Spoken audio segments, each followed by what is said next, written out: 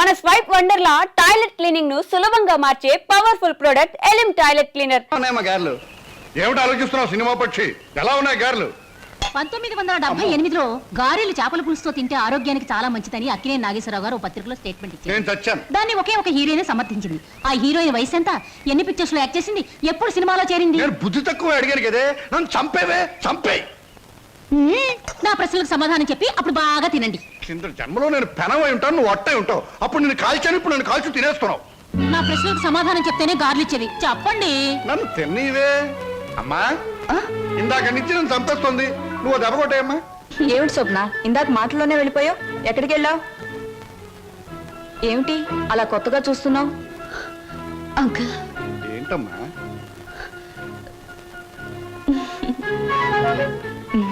ఏమిటో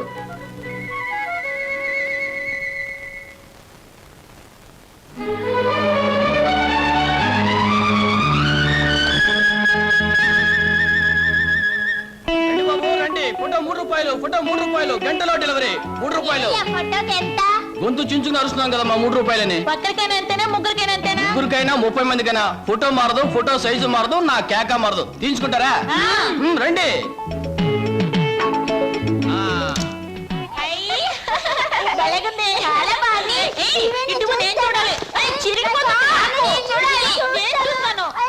గొడవ ఎందుకు? నా ఫోటో నేనే తీసుకుంటా.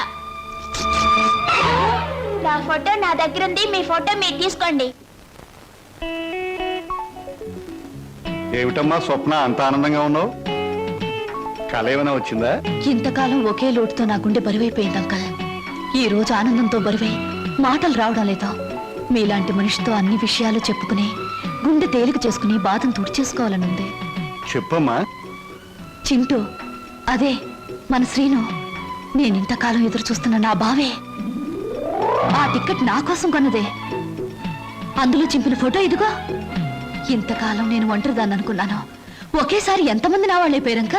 అలాగా? మరి ఈ విషయం మన లక్ష్మి వాళ్ళకి చెప్పలేదేమమ్మా? నేను చెప్పొస్తాను. వద్దంకల్, ఈ విషయం బావకు మొదటిసారిగా నేనే చెప్పాలి. అంతవరకు మీకు తప్ప ఈ నిజం ఎవరికి తెలియకూడదు, మీరు కూడా ఎవరికి చెప్పకూడదు. చెబితే నా మీద ఒట్టు.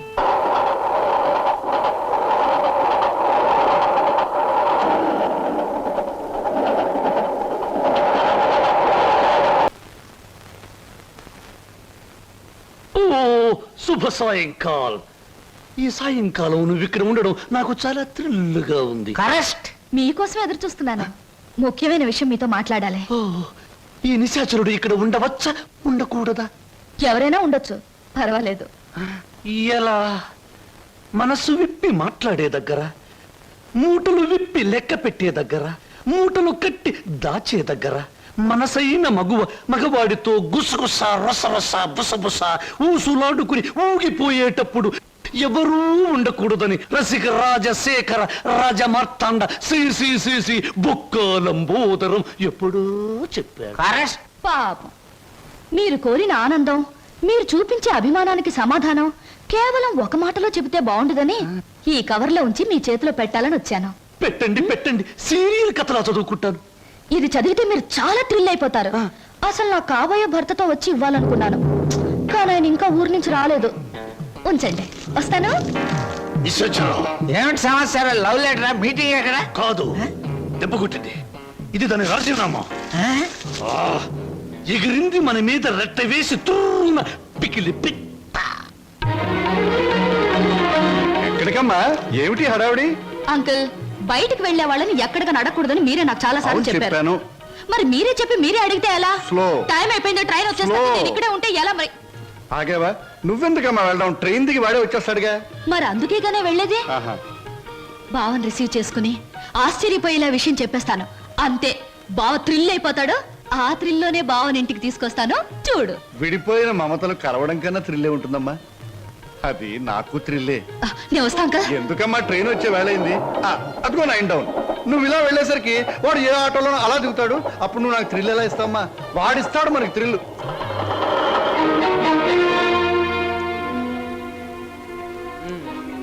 పెళ్ళయ్యాక ఎలాగో తప్పదు, ఇప్పటి నుంచే మోయిస్తే ఎలా? ఓ మాట అడుగుతాను, చెప్పు. 7 రోజులు 7 క్షణాల్లో గడిచిపోవడానికి కారణం చెప్పగలవా? గలను, కానీ చెప్పండి. ఎందుకని? అనుభూతిని అందంగా మనసులో దాచుకున్నప్పుడే అనుభవించే జంటకు థ్రిల్గా ఉంటుంది. పోయి బాబు ఇదేటండి, స్టేషన్ దగ్గర నుంచి ఇదే మాట్లాడుతున్నారు, హోటల్లో ఇదే మాట్లాడారు, గుడి దగ్గర ఇదే మాట్లాడారు. అంతా ఇప్పుడే మాట్లాడుకుంటే పెళ్ళి థ్రిల్లే ఉండదు. ఎక్కడ బాబు ఎక్కడ టైం అయింది? పరుగు పోద్ది.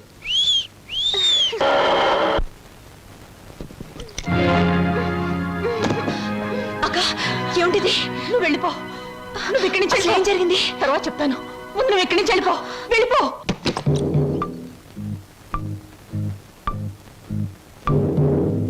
స్వాగతం మరదల. నన్ను జైలుకు పంపించి నీ ప్రియుడితో కొలవటానికి వెళ్ళావు. నీ కోసం వారం రోజులు ఎదురు చూస్తున్నాను. ఏమిటి మాట్లాడేది? అర్థం కాలేదా?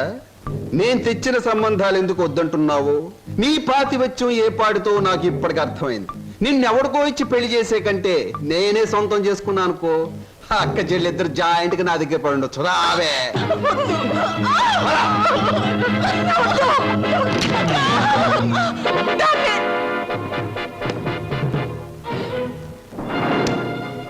వదులు, నిన్నే వదులు.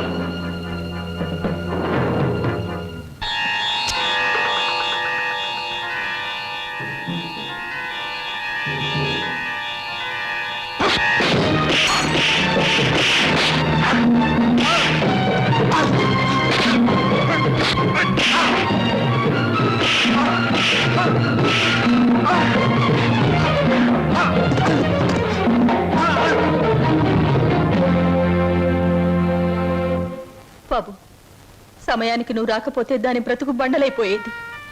తాళి కట్టవలసిన నీ చేతులతోనే దానికి తలకురువి పెట్టవలసి వచ్చేది. బాబు, నేను అడుగుతాను, చేస్తావా? చెప్పండి.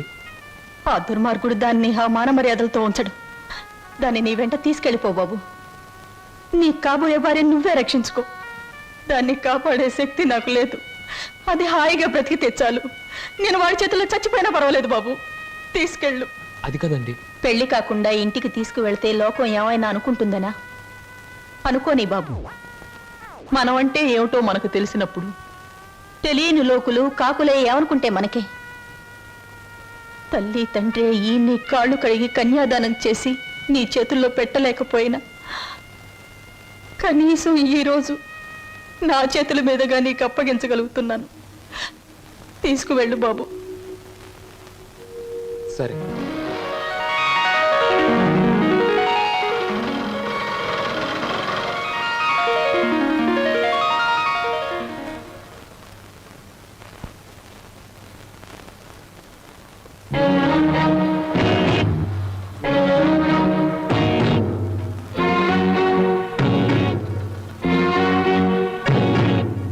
బాబాయ్, ఈ రోజు నుంచి ఈ అమ్మాయి మన ఇంట్లోనే ఉంటుంది. మన ఇంట్లో ఎలా ఉంటుందిరా? అద్దెకి ఇవ్వడానికి ఇంట్లో వేరే పోర్షన్ లేదుగా. అద్దె కాదు బాబాయ్, మరి ఈ అమ్మాయి పేరు లలిత. నేను అడిగింది అమ్మాయి పేరు కాదు సీను. ఆ అమ్మాయిని ఇక్కడికి ఎందుకు తీసుకొచ్చావని. తీసుకురావాల్సిన అవసరం వచ్చింది కనుక. ఏమిట్రా అవసరం? లలిత నేను ప్రేమించుకున్నాం, పెళ్లి చేసుకోవాలనుకున్నాం. తప్పని పరిస్థితుల్లో ఈ అమ్మాయిని ఇక్కడ తీసుకురావాల్సి వచ్చింది బాబాయ్. అంటే అంతా నీ ఇష్టమేనా? నీ వెనక ఎవరు లేరనుకున్నావా? వాళ్ళ గురించి ఆలోచించాల్సిన బాధ్యత నీకు ఉందా లేదా? అసలు నీకు విషయం తెలుసా? అంకుల్, ఏమిటి నీ పద్ధతి? పూర్తిగా చెప్పనీయకుండా అడ్డుపడతావేంటి? చెప్పని. అది కాదమ్మా, దేవుడి గుడికి వెళ్ళాలన్నా నా పెర్మిషన్ లేకుండా వెళ్ళేవాడు కాదు, ప్రేమించట. అంకుల్, ప్రేమించడం అనేది మనసు చేసే పని, గుడికెళ్ళడం అనేది మనిషి చేసే పని. నీకు తెలీదమ్మా వీడు. అంకుల్, ఏమిటి వాళ్ళు ఎలా ప్రవర్తిస్తున్నావు? అతను ఏదో తప్పు చేసినట్లు మాట్లాడతావేంటి? ప్రేమించే మనసుంది కాబట్టి ప్రేమించాడు. తన మనిషిని తాను కాపాడుకోగలన్న ధైర్యం ఉంది కాబట్టి చేయి పట్టుకుని ఇంటికి తీసుకొచ్చాడు. అది కాదమ్మా. అంకుల్, ఇంత అందమైన అమ్మాయిని ప్రేమించినందుకు సంతోషించు, అంతేగాని ఊరికే కోపగించుకుంటావేంటి? యావండి, మా అంకుల్ చాలా మంచివాడు. ఇంత మంచి హీరో మనసు దోచుకున్నందుకు ఐ రియలీ కంగ్రాచులేట్ యూ. రండి. క్షమించండి, ఈ ఇంట్లో వాళ్ళకి ఇష్టం లేకుండా ఇక్కడ ఉండటం నాకు ఇష్టం లేదు. నేను వేరెక్కడైనా ఉంటాను. మీరు మమ్మల్ని అవమానిస్తున్నారా? అవమానిస్తున్నానా? లేకపోతే ఏమిటి? ఒక నిస్సహాయమైన ఆడది ఇంటికొస్తే ఆదరించకుండా బయటికి గింటేంత దుర్మార్గుడు అనుకున్నారా మా అంకుల్? మీరెక్కడికి వెళ్ళక్కర్లేదు, రండి. అంకుల్, ఒకరికొకరు మనసిచ్చి పుచ్చుకుని వచ్చారా? ఇద్దరుగా వచ్చిన వాళ్ళని ఆశీర్వదించి ఒకటిగా చేయి అంకుల్. Please please uncle. మీరు లోపల పదండి. ఇంకా ఇక్కడ నిలబడ్డావేంటి? పద పద పద పద. ఆంటీ ముందు కుడికాలు పెట్టించి లోపల తీసుకెళ్ళు. లక్ష్మి ఏంటి అలా చూస్తుండిపోయావు? మీ వదిలి లోపల తీసుకెళ్ళి దిష్టి తీయి. వెళ్ళు. రండి లోపల.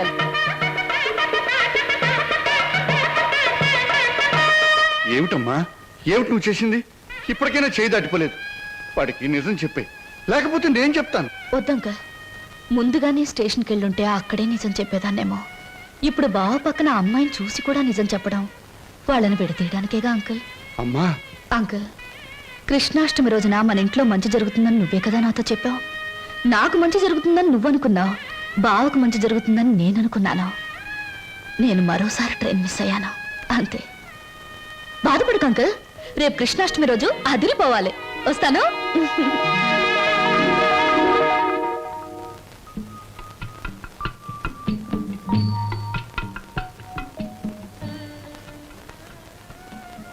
నిజంగా? అవును, చాలాసేపు ఎదురు చూసాం. ట్రైన్ కదిలిపోయింది. ఆ తర్వాత మా సరోజ ఏమైందో మాకు తెలియదు. దాని జ్ఞాపకార్థంగా ఆ టికెట్ను మా అన్నయ్య ఫ్రేమ్ చేయించాడు. ఇప్పటికీ మా సరోజ అంటే మా అన్నయ్యకి ఎంత ఇష్టమో. అదృష్టవంతురాలు. ఎందుకని? మీ అన్నయ్య లాంటి మంచి మనిషి మనసులో మిగిలిపోయినందుకు. నేను ఒప్పుకోను. పాప మా రోజు ట్రైన్ తప్పిపోకుండా ఉండుంటే ఆ అమ్మాయి అంత అదృష్టవంతురాలు ఉండేది కాదు. అయినా జ్ఞాపకంగా మిగిలిపోవడంలో అదృష్టమే ఉంది. జ్ఞాపకం శాశ్వతం కాబట్టి. అవును, జ్ఞాపకం శాశ్వతమే. కానీ శాశ్వతంగా ఉండాలంటే కేవలం జ్ఞాపకంగా మిగిలిపోవాలని ఇప్పుడే తెలిసిందే. ఏమిటి మీరు మాట్లాడేది? ఏముంది, మీరు చెప్పిన దానికి పొడిగింపు. స్వప్న ఎప్పుడు అంతే వదినా, ఒక్కోసారి తన మాటలు అర్థం కావు. ఏ, నేను తెలుగులోనే మాట్లాడతానే. తెలుగులో కాదు, తెలివిగా మాట్లాడతావు, అందుకనే నాకేం అర్థం కావు. అరే, ఇదేమిటి ఇలా వేశారు? అందరూ కృష్ణుడు లోపలికి రావాలని బయట నుంచి పాదాలు ఇంట్లోకి వేస్తారు. మీరు మీ ఇంట్లోంచి బయటకు వేశారేమిటి? అవును, అందరిది స్వార్థం. కృష్ణుడు వాళ్ళ ఇంట్లోకి రావాలని. అంటే కృష్ణుడు వాళ్ళ ఇంట్లో లేడన్నమాటేగా. కానీ నా ఇంట్లో మనసులో కృష్ణుడు ఎప్పుడు ఉంటాడు. అతనికి నచ్చజెప్పి ఎప్పుడు నా దగ్గరే ఉంటాయలా? అందరి దగ్గరికి వెళ్ళు అని పాదాలు బయటికి వేశాను. అవి మీరు వేసిన పాదాలతో కలిపాను. అంటే కృష్ణుడు నా ఇంట్లోంచి మీ ఇంట్లోకి వస్తున్నాడనమాట. చాలా చక్కగా మాట్లాడుతున్నారే మీరు. ఎక్కడ నేర్చుకున్నారు? జీవితం అనే స్కూల్లో దురదృష్టం అనే మాస్టారు పరిస్థితులనే బెత్తంతో బాధి మరీ నేర్పారు. నాకు చాలా పరిస్థితులు వచ్చాయి, కానీ మీలా నవ్వుతూ మాట్లాడే ధైర్యం రాలేదు. మీ మాస్టర్ పేరు అదృష్టం, మా మాస్టర్ పేరు చెప్పానుగా, దురదృష్టం.